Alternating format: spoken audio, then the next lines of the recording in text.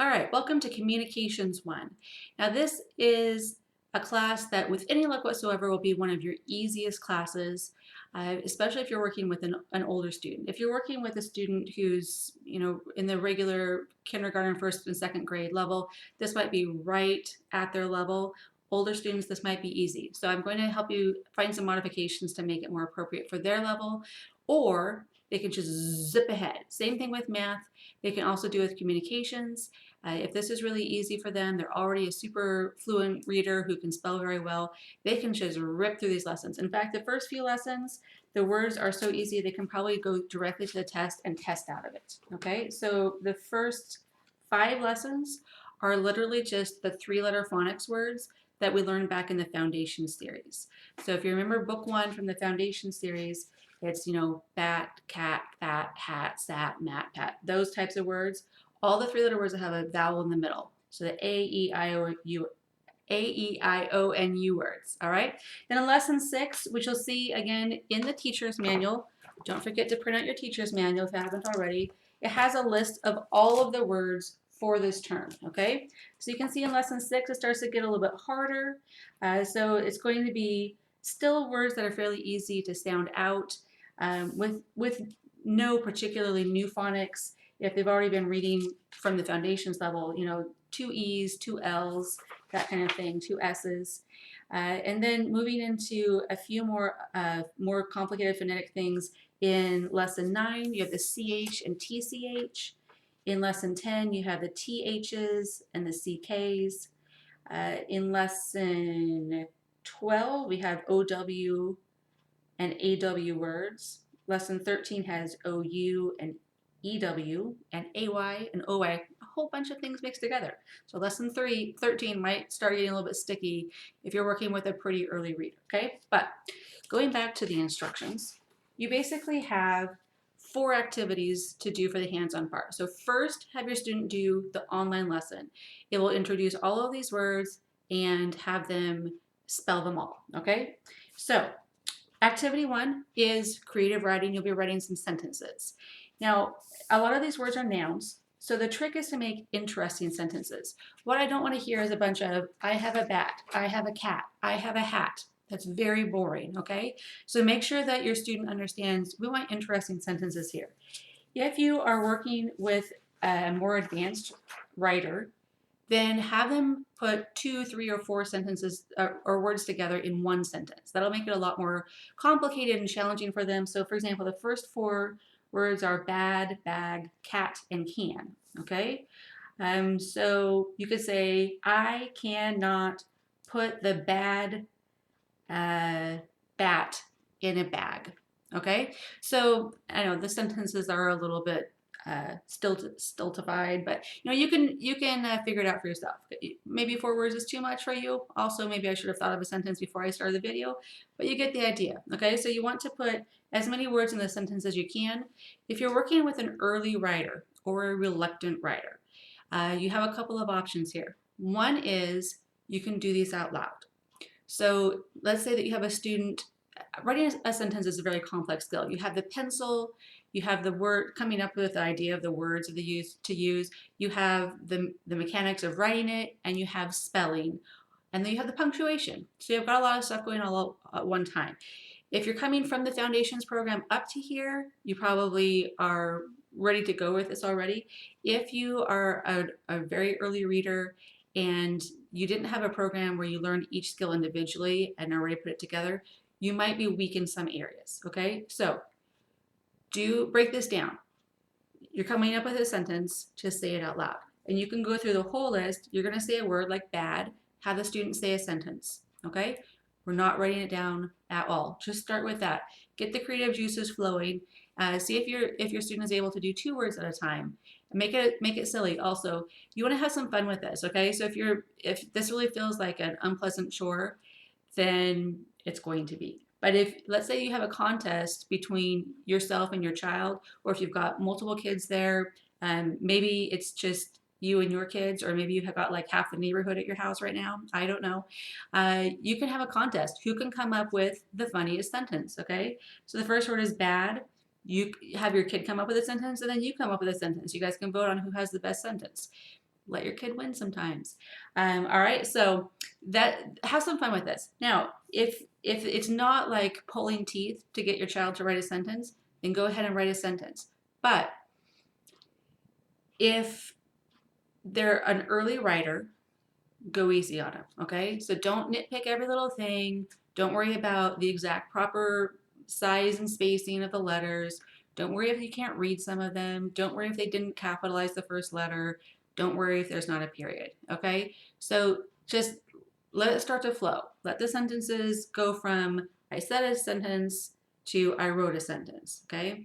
And then if you have a student who really should have a lot of experience in this already, then start to really ramp it up, okay? Oh, a sentence should start with a capital letter. Oh, you know what would be really great is if you put spaces between your words so I can tell what they are. You know, I can't tell whether this is an M or an N. You're gonna need to work on, how about today we just work on making your M's and N's look better, okay? Just focus on one thing at a time. You don't want to totally overwhelm your child and make writing a terrible ordeal, okay? So one thing at a time. Another thing that you can do is you can have your child tell you all the sentences and you can type them up and then have your child copy them. You can even make handwriting worksheets. So you can go, there's a lot of websites for this. You can just look up handwriting worksheets, like blank handwriting worksheets, I think is what I usually search for. And the websites are annoying because they have a million ads, but that's okay. You can go ahead and go on there. You can type up the sentences that your child told you, and then your child can trace them, and you can tell it whether or not to leave blank spaces. You can trace it and write it yourself. You decide, okay? That's the great thing about homeschooling. You decide. You can do it however you want to. All right, second activity is book club. So choose a book that's at your child's reading level, or you decide, above or below. I don't really care. If it's below, then you're expecting your child to be able to read pretty much the whole book independently. If it's at your child's reading level, then you are going to be filling in a lot of words or explaining a lot of concepts that your child might be kind of shaky on, okay? If it's above your child's reading level, your child is going to be reading the words that he or she already knows and maybe sounding out a few that are just a little bit past that knowledge area, and you will be reading all the rest. So for example, one of my kids really loves my microbiology book from college. It's like the horror stories of microbiology, basically. It is not really great bedtime reading for kids, but he loves it, okay? So that's what we read for story time when we did that, is he would read, I don't know, maybe 4 or 5 words in each sentence, and I would read the rest. You can read the newspaper, you can read comic books, you can read magazines, you can read websites, you can read manuals. In fact, you know what's funny is that people that read technical manuals, like mechanics, for example, on English reading tests, they actually score better than high school English teachers because they're reading for information, okay? So any type of reading materials that you have is great. You can read the back of the cereal box. It doesn't matter. Your choice, okay? So book club, if you don't have any books on hand, but you can't go to the library, there are also plenty of resources online for that. You can download from almost every library. You can download an e-reader and get books on there. Sometimes they're Kindle editions, sometimes they're cloud library, sometimes, oh goodness, there's 2 or 3 other great resources. So go to your library's website, and it'll probably be right on the front page right now because half the libraries have already shut down. Look on your library's front page and figure out where you can download books so that you can get all sorts of fun and interesting things, and you're not stuck reading the newspaper if your kid isn't into that. All right, activity 3 is typing practice, and we'll put a link down here for a typing website. Typing is a super useful skill, and as your child gets into the higher and higher levels and starts writing paragraphs and 5-page paragraphs, research papers, and longer things, your child is really going to be happy that you had them learn how to type right now. They might not be happy right now, but they'll be happy someday, okay? So have some fun with it. Have a little contest with your child. See which of you can type faster. Do some things, like if you're already super good at typing, then try doing it with one hand, or try doing it with your eyes closed, whatever, okay? So have some fun with the typing. It can be a lot of fun. And then activity 4 is the spelling review. So those are the same words from your list. Again, here's the word list from quarter 201. Yes. Quarter Y. We'll just call it quarter one right now so we don't confuse the naming systems. So in this word list, again, the first 5 lessons should be very, very easy, okay? So if this is really too easy for your child, skip activity 4. You don't have to do it. If they're still struggling with some letters like the Y, for example, or W or G or the U, sometimes the vowels can get mixed together with kids.